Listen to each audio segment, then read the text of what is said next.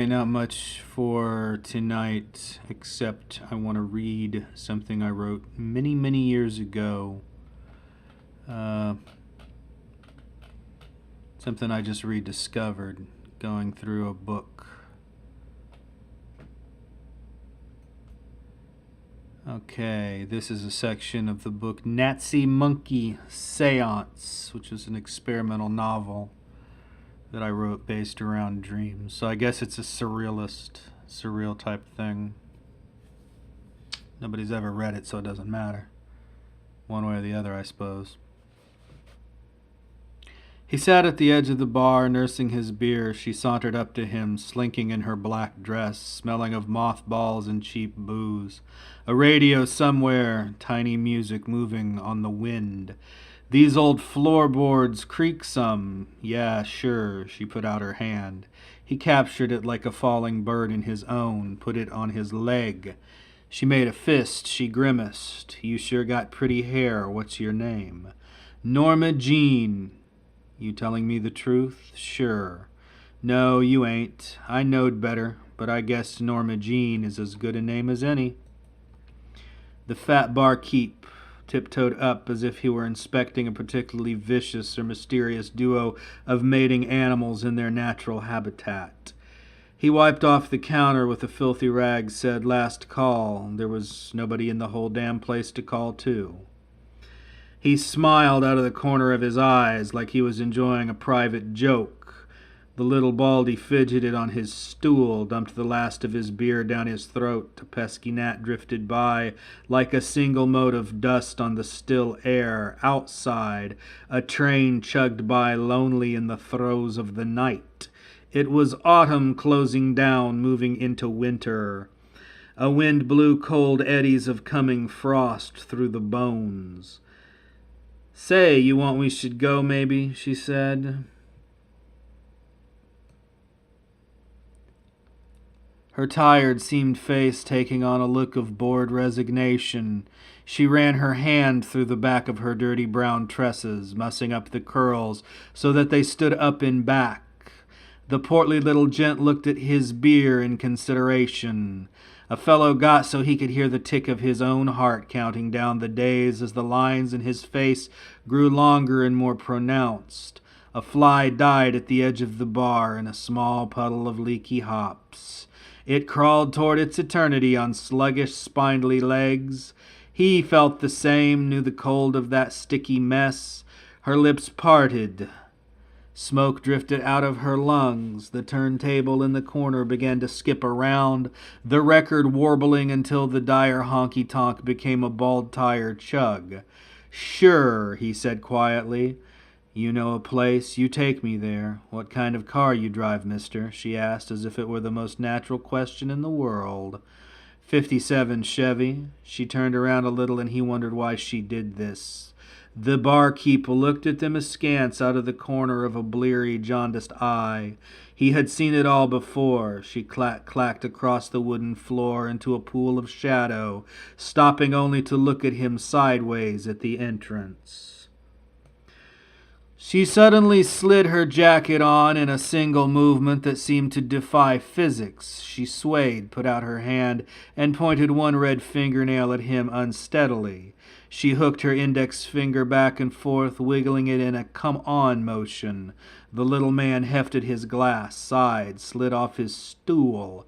He wasn't swaying at all. Outside, the night was pregnant with the expectant chirp of the cicadas, the nearby din of the occasional truck, and the aforementioned train lumbering like an iron beast in the darkness, headed to a termination point as yet undetermined. The old Ford sat idle in front of the dilapidated roadhouse, a lonely black insect rusting in front of a forgotten hive. The road stretched starkly between blackened fields lying from east to west, between stretches of dirty asphalt and dusty trail. Wooden pickets tottered like dying sentinels wrapped in rusted barbed wire, enclosing brown husks rearing up like living fingers to the overhead expanse of sky. That sky swept on forever, he thought, seeing all things, collecting sins and misfortunes, utterly indifferent to the livings and dyings going on beneath it. She slid in the passenger side, and he got in. Setting into the shadow, feeling the leather seat give beneath his plump little ass, he hit the ignition, gunned it, felt his car sputter to macabre sentience beneath him. Was she asleep? He nudged her with his fingers, felt her stir, heard her mumble, dreamland. She could sleep away the minutes of emptiness it would take to get there. No conversation meant he had time to think and prepare. His headlights cut a sickly path in front of him, illuminating bug spatter against the windshield as he maneuvered through the dipping hills, past stretches of wood and sagging broken barns and doorways that beckoned darkly like the rotten, toothless maws of mysterious ancient women. The night was silent and time was a thudding hammer in his chest. He could see it blink like a winking eye in the darkness. Pull into the concrete oasis motel. The sign actually read L. Rich, the U having L, inch, the U having burnt out and not being worth much to replace. At any rate, every motorist would get the idea. He pulled in, stopped the car, looked over at his passenger. She had passed out and was leaning over on the window. A thin trickle of saliva was hanging out of one corner of her mouth. Her hair was a curly, wind-blown mess. He decided to let her sleep for the moment and got out, feeling slightly short of breath. He hadn't smoked for 9 months, but his lungs still troubled him. He stood for a moment on the cold asphalt, looked up at the sky, thought he could hear distant rumbling of thunder, and decided it was probably semi-trucks coming up over the nearby overpass. He felt an odd moment of dislocation, as if he were simply having a dream, and was himself watching himself as a fictional character. Times like these, he felt himself lifted out of his body, felt the fibers of his being become less substantial, more akin to a kind of smoky vapor, and felt vertigo rock him as he fought the urge to fly out of his physical form. Or maybe it was simply a terror wondering what constituted the separation of his physical form from his conscious self.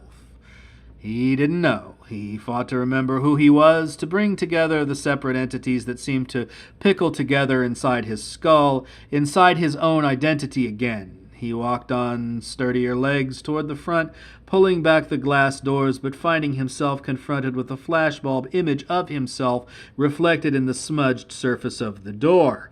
He took in instantly the short, pudgy form, the balding pate, the jowls, the thick glasses, the unremarkable visage of a man who would never be noticed in a crowd.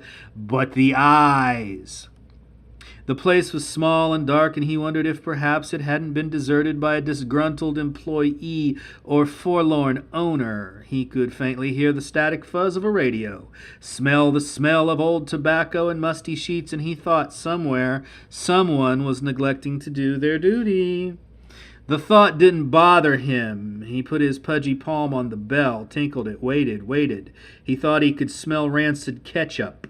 A shadow fell across the lobby. From some identified space in the back, a tall, gaunt figure emerged, said nothing in the way of greetings or salutations, and merely brought a thick registration book up from below the counter, opening it up seemingly at random and placing a pen upon it. The little man smiled. Tried for friendliness, sounded stiff and awkward, said, "It's just me, okay? How much? What?" For the room." He handed over some rumpled bills, registered as Joe Stiff, and took the key from the clerk, noting how cold his hands were. He turned, walked back outside, opened his door, got behind the wheel, started up, and drove out of the front lot to the little dead-end road in back, which intersected several lots, each with an individual prefab cabin, unremarkable, even seedy, pink flamingos on the lawns, plastic roses, everything badly in need of a coat of paint.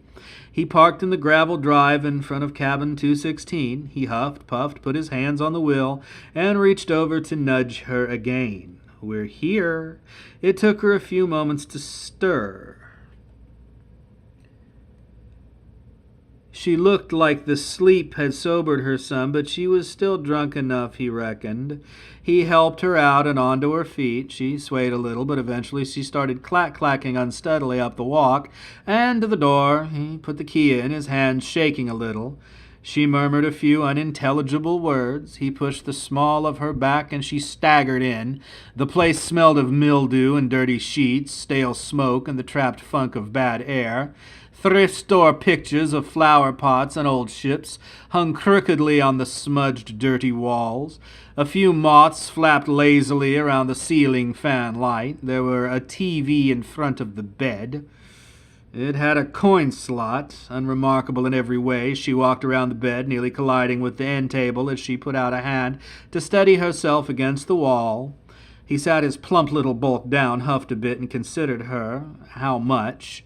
She slurred some words at him. He thought he caught some of it, but he wasn't sure. He twirled his keys around a busily nervous finger. He could feel his pulse begin to race.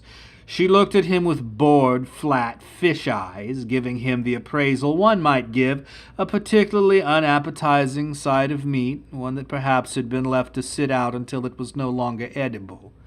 25, and I don't do no kinky stuff, nothing rough. Sure, there was an uncomfortable moment of silence. He sat there in confusion. Outside, he could hear the roar of locomotives eating up the tracks like great iron monsters, blowing noise and exhaust in their wake. The world was connected by electric power, by mangled iron and rotten sin, but in here it was all dark. He could feel his pulse quicken, his breath begin to rise and fall raggedly. She staggered against the wall, put out a hand to steady herself, then rolled over onto the bed. Her legs fell apart, and he could see up her skirt, and she wasn't wearing underwear, and he wasn't surprised. Her legs were streaked with dirt, no hose. She was a cheap, dirty whore. Come on, baby, come here. Her lips parted sensually, her lipstick was smeared. Okay. She put out her hands and beckoned. He looked at the sharp little tips of her nails. He grabbed her throat suddenly, and she smiled up at him, assuming it to be a game. He continued to smile. Keep smiling. She is smiling an idiot grin, but he can tell it is hurting her. Even through the liquor, she can feel the pain. He squeezes tighter. It is like putting his hands around the throat of a little puppet. He is a man 1,000 feet tall. From up here he could pop the little twig of her neck as if it were simply the spindly branch of a dead tree. Her hands fly to his enclosed grasp, but he hangs on tight.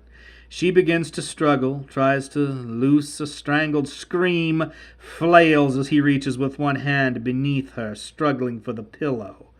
On the face now, hand still clutching the throat. He falls on top of her, holding her down with his weight as she struggles. Her eyes become twin moons of exquisite, pitiful fear and terror. And that is an excerpt from an ebook based around a cycle of dreams I had many, many years ago. And that is really all the energy I have for tonight. And that's all for now. Bye-bye.